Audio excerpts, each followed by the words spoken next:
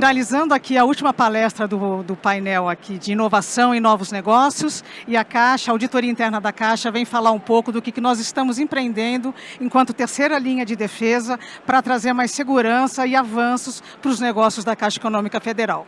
Então, a gente tem uma apresentação aqui breve. Primeiro, eu gostaria de trazer os grandes números da Caixa. Todo mundo conhece a Caixa nos noticiários, os nossos clientes, mas muitos não conhecem a qualidade, a quantidade de serviços que nós temos. Nós temos 152 milhões de clientes, é a maior instituição financeira das Américas. E nós estamos distribuídos em todo o território nacional, com mais de 4 mil agências, 20 mil lotéricos e correspondentes bancários. Somos 87 mil empregados e temos 130 mil colaboradores diretos, lotéricos e correspondentes com a Chaqui. Isso tudo para atender toda a sociedade brasileira, porque além de clientes, nós atendemos a sociedade com toda a gama de produtos e serviços do governo federal, alguns estaduais e municipais. Então, mais uma vez, é um prazer estar aqui. Eu sou a Cristina Pérez, atualmente diretora de auditoria, comigo a Suzana, gerente nacional.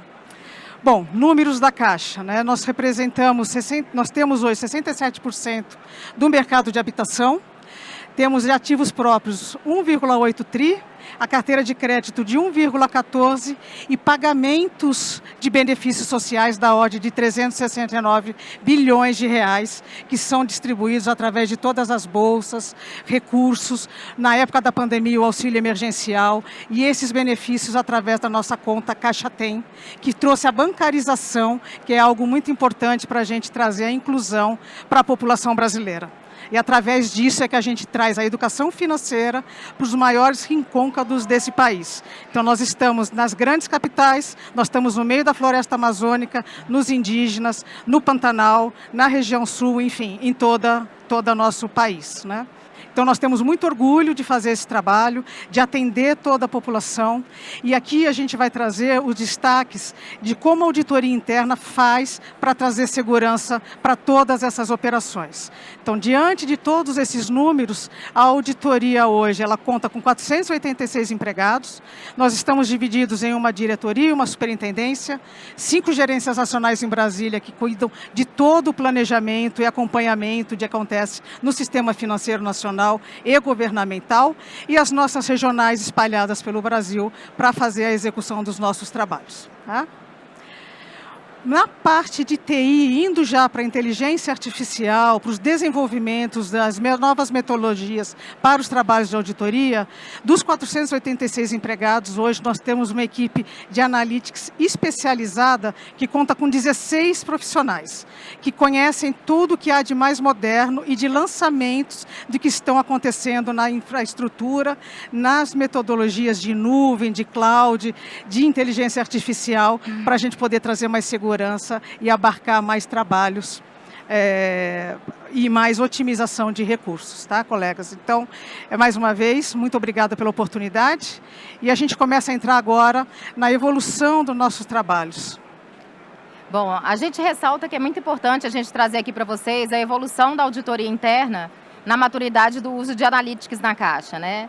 Quando a gente remonta lá atrás, nós começamos com a auditoria computadorizada, os CAATs, que nada mais era do que o quê? Técnica de auditoria auxiliada por computador, onde ali a gente tinha programas especializados ali para gerar amostras, para trazer os arquivos, os dados, né? Realizar os testes de controles em sistemas, mas ainda de forma automática, mas muito ali voltado para conformidade. Isso eu estou falando ali em meados de 2003, a gente começou a implementar isso na auditoria interna.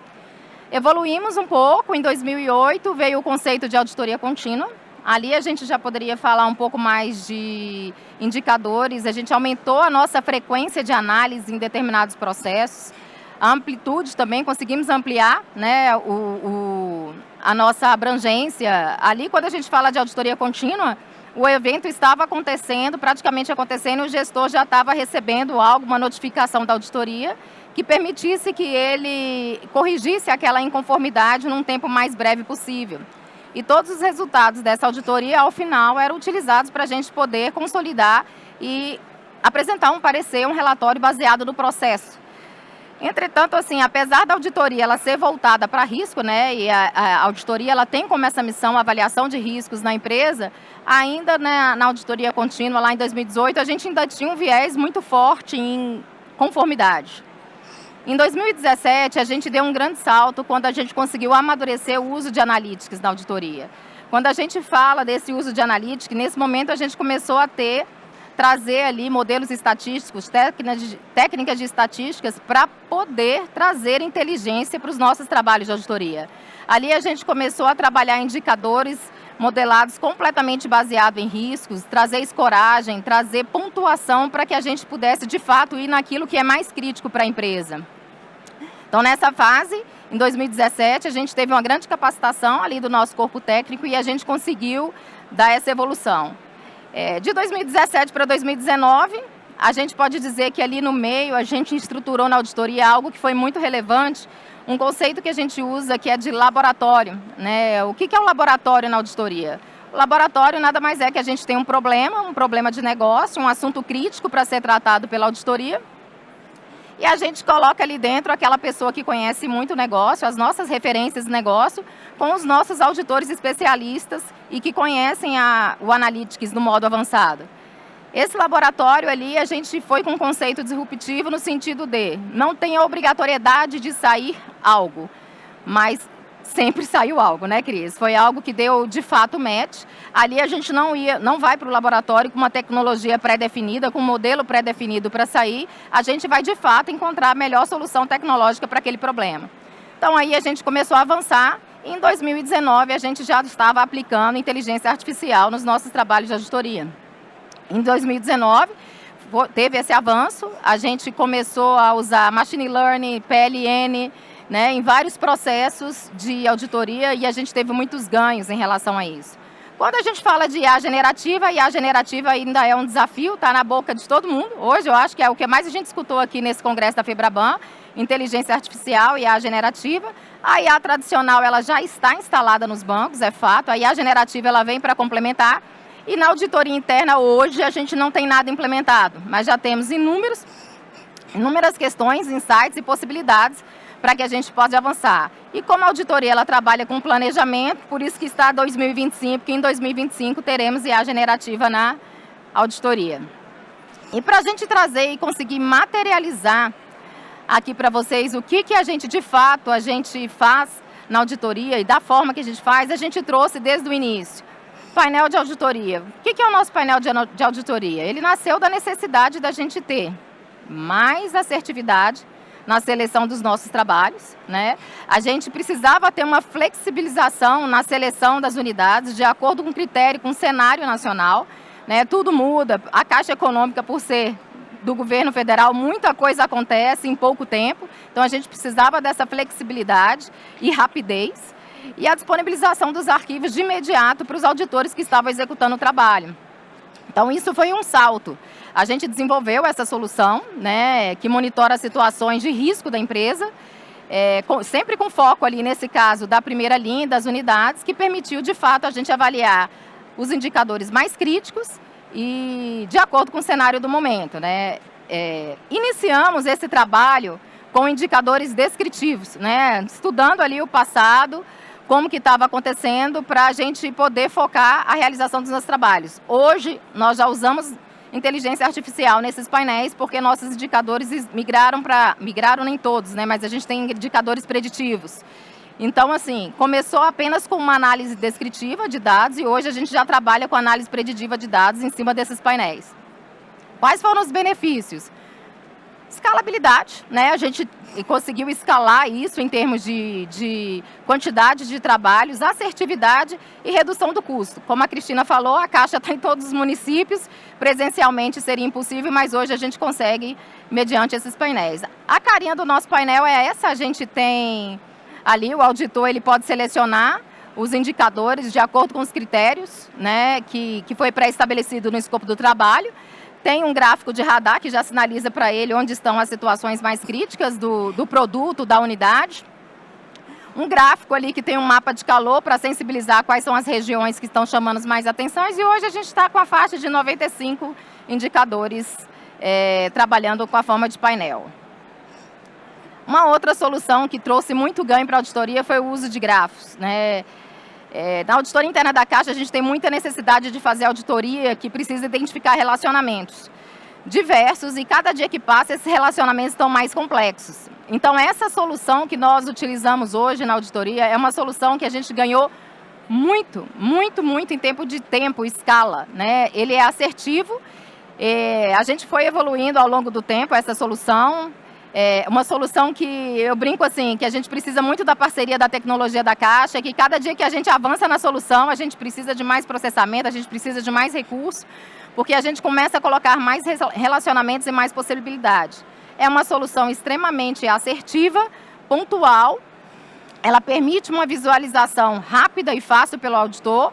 A partir do gráfico, ele já vai nos dados que ele precisa analisar de forma analítica, e a gente consegue fornecer, inclusive, informações para os órgãos supervisores relacionados a esses trabalhos. PLD, a gente usa fortemente essa ferramenta de gráfico e a gente tem ganhos incríveis com ela. Benefícios alcançados, eficiência de ganho operacional, trabalhos que a gente levava 2 semanas para realizar, a gente realiza em 1 dia. Eu acho que os meninos colocaram um dia nessa apresentação aí porque eles foram generosos, mas tem trabalho que a gente resolve em 4 horas, aquilo que a gente levava 2 semanas.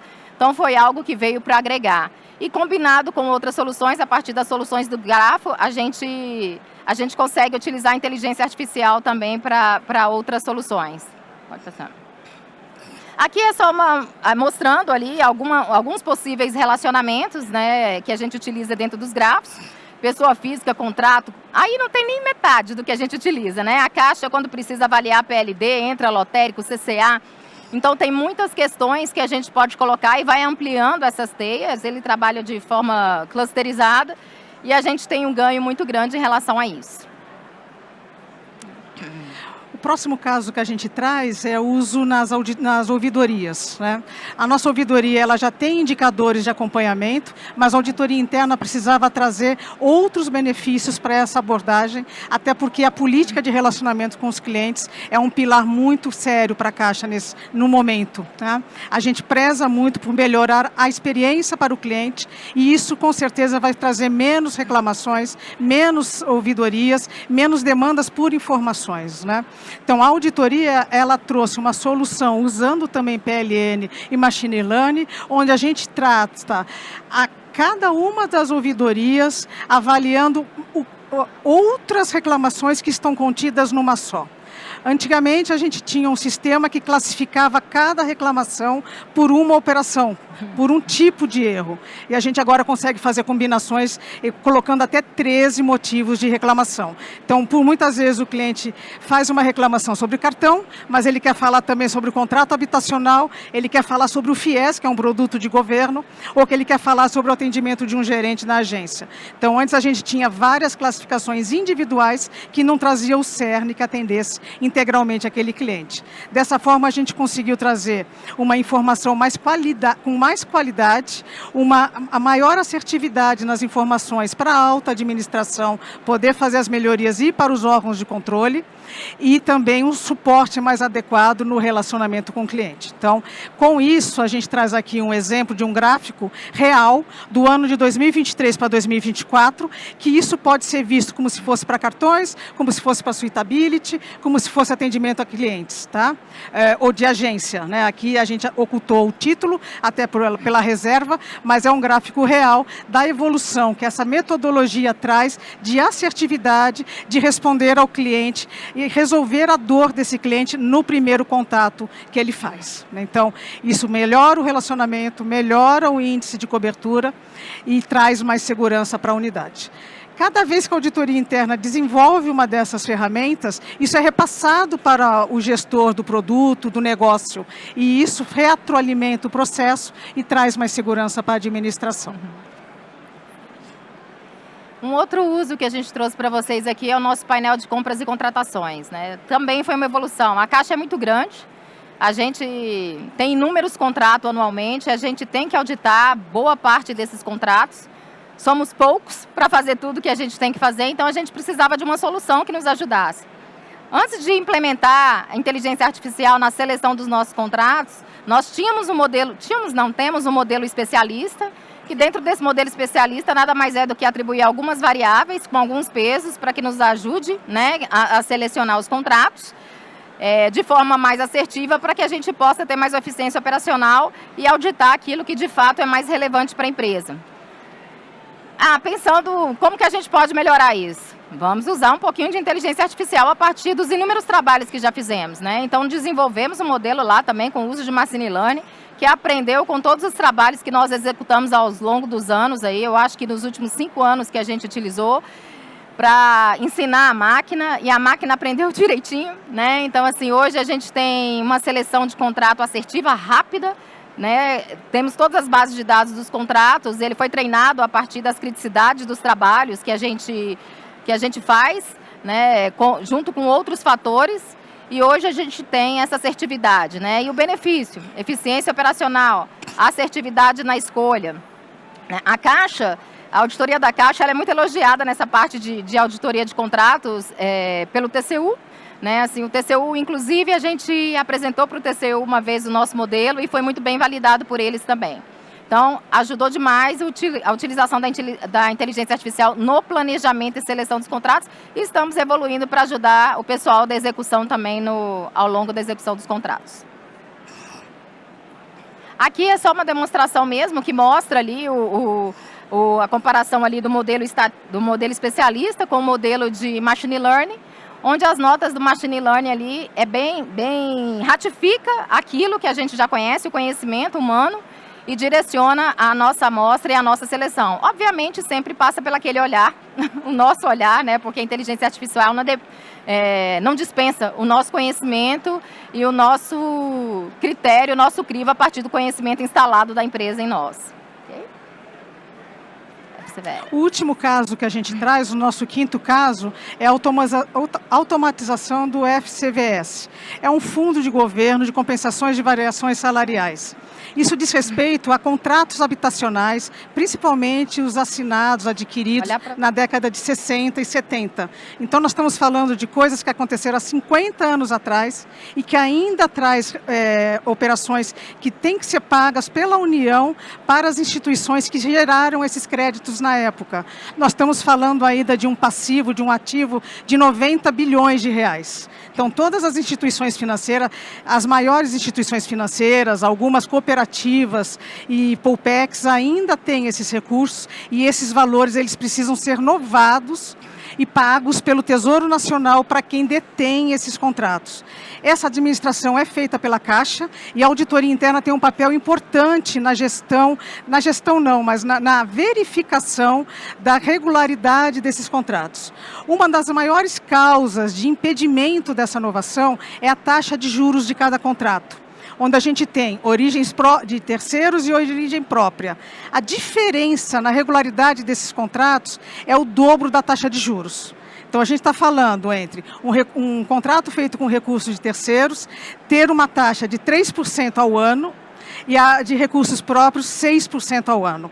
Na evolução de 50 anos dessa dívida, dá um valor muito grande de diferença que pode impactar os cofres públicos. Então, a auditoria interna ela tem que avaliar cada um dos contratos a época em que esses contratos eram feitos todos em máquina de escrever, máquina de datilografia, com diversos tipos de minutas, com padrões completamente diferentes de algo que era manual e 1 a 1. Então, neste momento, a gente está no século XXI, com todas essas metodologias que existem hoje, nós conseguimos trazer um trabalho de OCR nessa documentação, digitalizar tudo e, a partir da leitura desses documentos, trazer também a linguagem natural e a machine learning para achar os termos específicos em cada um desses contratos. E, a partir disso, a gente fazer a classificação adequada de cada um desses contratos, pagar o que é de direito para quem detém aquele título. Isso é a principal segurança que a auditoria interna dá, tanto para os credores quanto para a União que faz esse pagamento. Tá? Então, aqui na parte de benefícios, né, a gente trouxe uma eficiência operacional de mais de 50% do tempo despendido para cada um dos contratos. Então, imaginem, a gente está falando de 90 bilhões de reais, a quantidade de contratos que tem atrás disso, e a gente tem que fazer essa certificação 1 a 1. Né? E a redução do risco de auditoria, porque vocês devem imaginar, né, todo mundo já pegou um dossiê físico na mão, aquele monte de folha amarelada, da década de 60 e 70 e ter que ler o contrato inteiro para achar os indícios da correção do índice correto.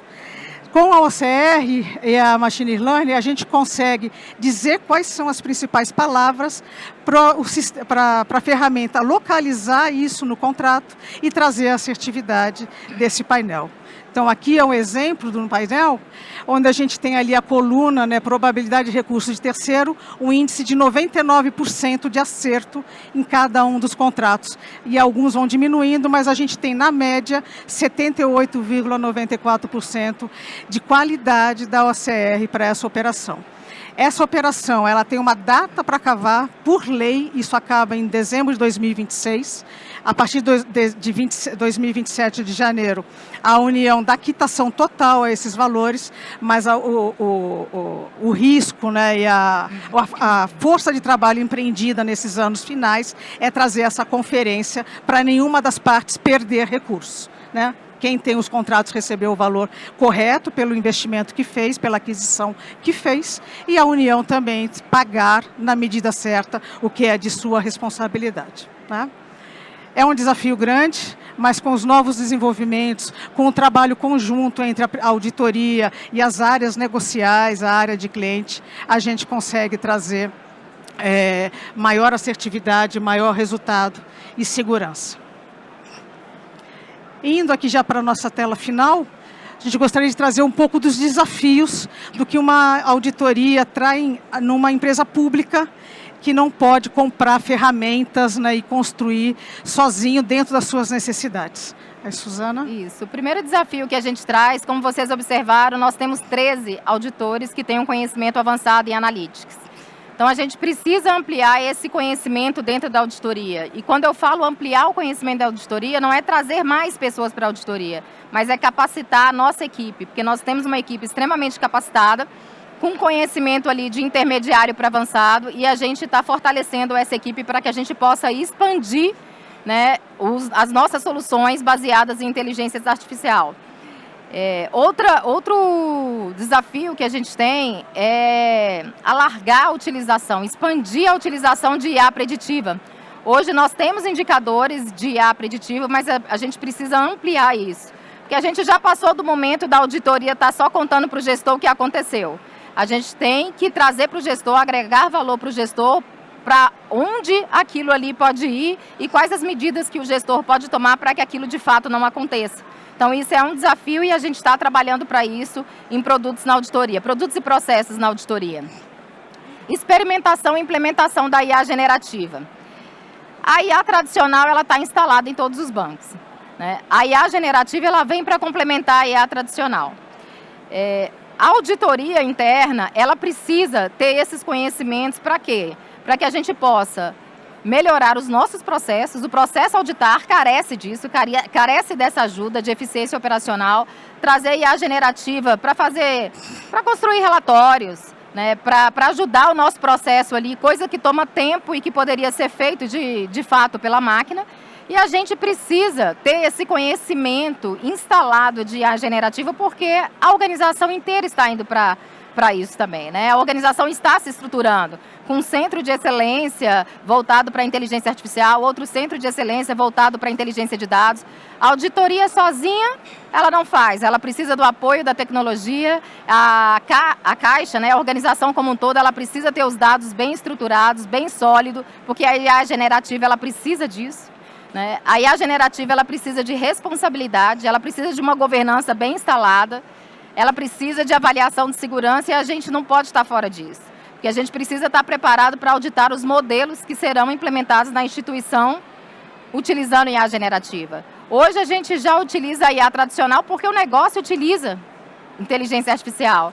E a gente tem que estar preparado e a gente faz isso, a gente desafia os modelos do negócio que já são feitos com o IA, né? E a gente precisa desafiar os negócios e avaliar a segurança. Como braço, né, operacional ali da governança, a gente precisa ter instalado. Então, tudo casa, a ampliação do conhecimento da equipe, a experimentação, como eu falei para vocês, a gente utiliza laboratório, a gente vai utilizar e a gente vai junto com a tecnologia da empresa. A tecnologia está se estruturando, a empresa está se estruturando para a gente expandir nesse assunto, que é o assunto do momento, que é a IA generativa. Isso. E por que a auditoria interna está aqui, num evento de tecnologia de bancos? Porque a auditoria interna ela é uma parceira da administração. Ela já foi vista como algo que vinha só para fazer inspeção, para achar problema. Mas hoje a auditoria interna ela tem um papel fundamental na contribuição do desenvolvimento das nossas organizações, seja lá em cada mercado que a gente esteja, né? E a gente pode contribuir muito, porque nós temos muito conhecimento, nós temos preparo, nós temos um olhar mais acurado e a gente vem desenvolvendo também a empatia no auditor, que é algo que a gente tem muito destacado a partir das novas plataformas, das novas políticas que o IA Brasil implementou e começam a vigir a partir do 7 de janeiro de 2025. Então esse é o desafio, é o convite que eu passo aqui também para os colegas que estão nessa plenária. Agradeço muito a participação, imaginam que muitos aqui sejam auditores também. É uma honra para a Caixa estar aqui nesse palco, como eu falei já no início, finalizando esse painel aqui com vocês e trazendo uma fala de esperança por novos tempos e sem medo de que a gente enfrente o que a gente tem que enfrentar. Algumas palestras aqui durante esses 3 dias trazem algo muito disruptivo. No primeiro momento, apavoram quem tem que vir depois no controle. Sejam controles internos, as áreas de risco, a auditoria interna. Mas se a gente está junto, conhecendo as ferramentas, fazendo as experimentações, como a Suzana trouxe, a gente vai estar igualmente preparado para fazer esse enfrentamento, né? Como foi dito na plenária de abertura pelos presidentes dos nossos bancos, né? Podemos concorrer por clientes, por negócios, mas nós temos que nos ajudar na indústria financeira. A indústria financeira brasileira ela só é forte, só é grande, porque detém cada um dos profissionais que estão nas organizações, né? Cada um no seu papel, mas trabalhando junto e contribuindo.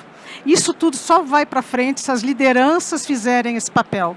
E hoje na Caixa a gente tem um conselho diretor muito atuante, muito forte, para trazer essa aproximação maior com o mercado, essa aproximação maior com o governo, no sentido de trazer benefícios, auxílio, para diminuir custos para todos e trazer benefícios para a sociedade. Porque muito mais do que clientes, na Caixa, a gente atende a sociedade brasileira. Tá? Então, muito obrigada por esse momento, foi uma honra estar aqui com vocês.